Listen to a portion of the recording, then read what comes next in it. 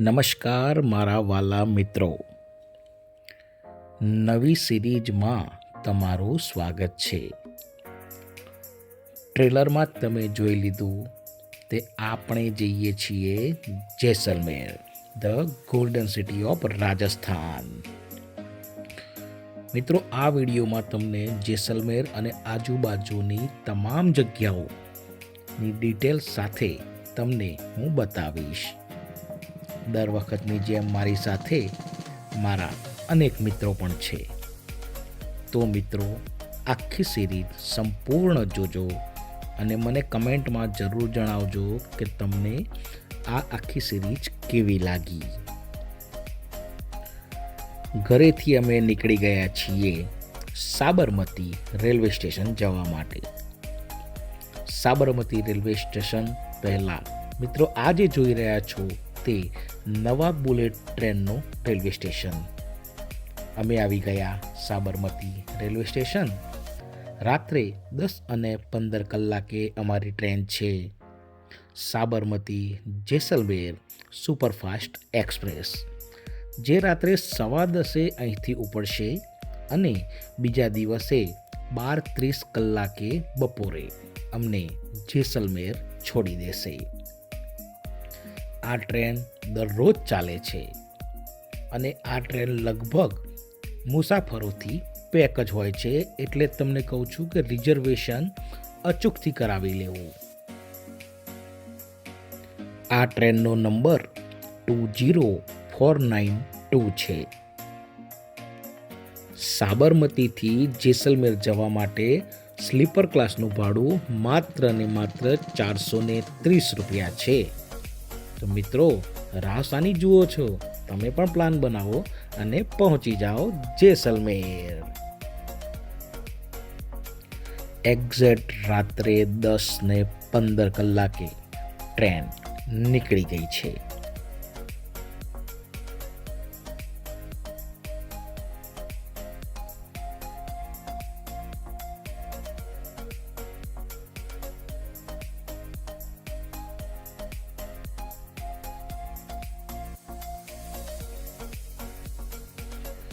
આ હું અને મારા પરિવાર સાથેના આવનારા તમામ સભ્યો છે.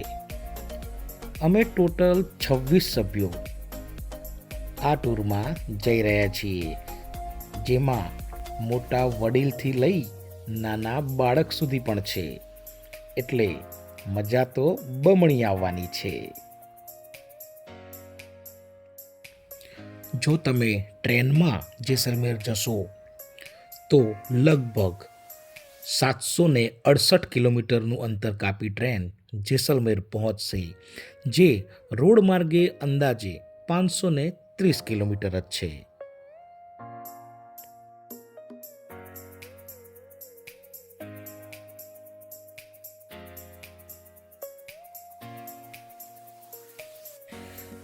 આખી રાતની મુસાફરી બાદ સવારે 6 કલાકે ટ્રેન પહોંચી ગઈ છે જોધપુર સ્ટેશન.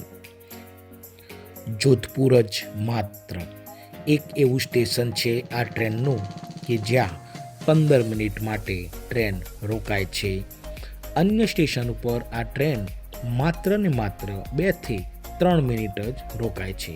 એટલે જો તમારે ચા નાસ્તો કરવો હોય તો સવારે 6 વાગ્યાનો ટાઈમ સૌથી અનુકૂળ છે આ ટ્રેન માટે. જો તમે આ ટ્રેનમાં આવો તો સવારે જ આ ટ્રેનમાં જ ચા નાસ્તો કરી લેજો.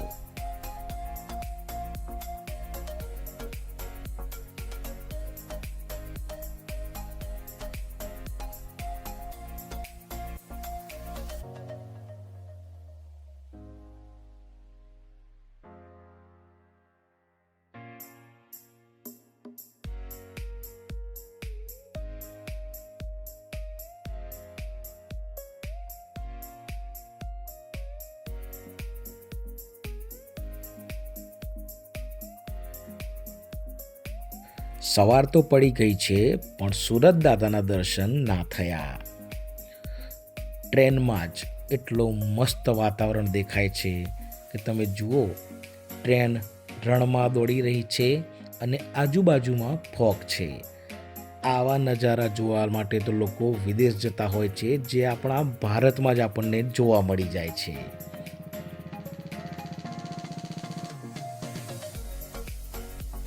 સવાર પડી ગઈ છે, સમય પસાર કરવાનો છે, તો અમે લોકોએ રીલ બનાવી, અંતાક્ષરી રમ્યા, ગેમો રમ્યા. આમ કરીને અમારા 26 મેમ્બરે સમય પસાર કર્યો. પરંતુ ફોગ હોવાને કારણે ટ્રેન લગભગ અડધોથી પોણો કલાક મોડી પડી ગઈ હતી. ટ્રેન ભલે મોડી પડી, પણ અમે તો મજા બમણી જ કરી છે. કહેવાય છે ને કે અવસરનો લાભ લઈ લો. મિત્રો, આવી ગયું છે પોખરણ. પોખરણ એક એવી જગ્યા જ્યાં આપણા ભારતનો ન્યુક્લિયર ટેસ્ટ થયો હતો. ન્યુક્લિયર ટેસ્ટ થયા બાદ ભારત એક વિશ્વ શક્તિમાં સમાવેશ થયો હતો. આ એક ઐતિહાસિક જગ્યા છે. અને બીજું કે તમે જેસલમેર આવો તો ટ્રેનની ટ્રેક અહીંયાથી બદલાય છે. પહેલાં તમે આવશો તો ટ્રેન જે દિશામાં જતી હશે, પોખરણથી એન્જિન બદલાઈ અને રિટર્ન દિશામાં જશે. હવે લગભગ 1 થી સવા 1 કલાકમાં આપણે જેસલમેર પહોંચી જઈશું.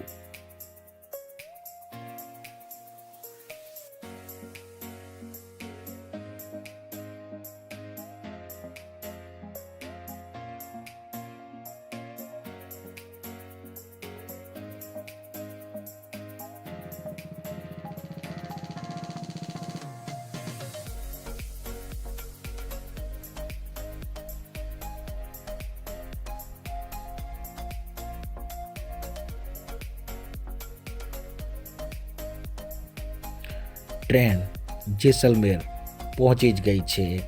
સામે ફોગની વચ્ચે જે તમને દેખાઈ રહ્યો છે તે છે જેસલમેર ફોર્ટ. ટ્રેન ધીમી ગતિએ જેસલમેર રેલવે સ્ટેશનમાં અંદર જઈ રહી છે.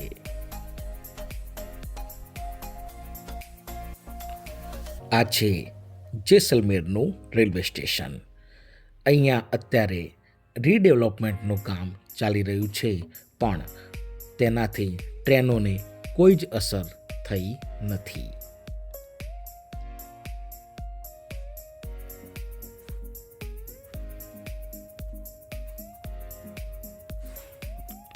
અહીંના સુંદર કહેવાતા એવા પીળા પથ્થરોથી જ આ સ્ટેશનનું ડેવલપમેન્ટ થઈ રહ્યું છે. રાજસ્થાની સંસ્કૃતિ દર્શાવતું આ સ્ટેશન બની રહ્યું છે. અમને પિકઅપ કરવા અમારા હોટેલેથી ગાડીઓ અને રિક્ષાઓ આવી ગઈ હતી. અમે તેમાં બેસી અમારી હોટલ જવા માટે અમે નીકળી ગયા છીએ.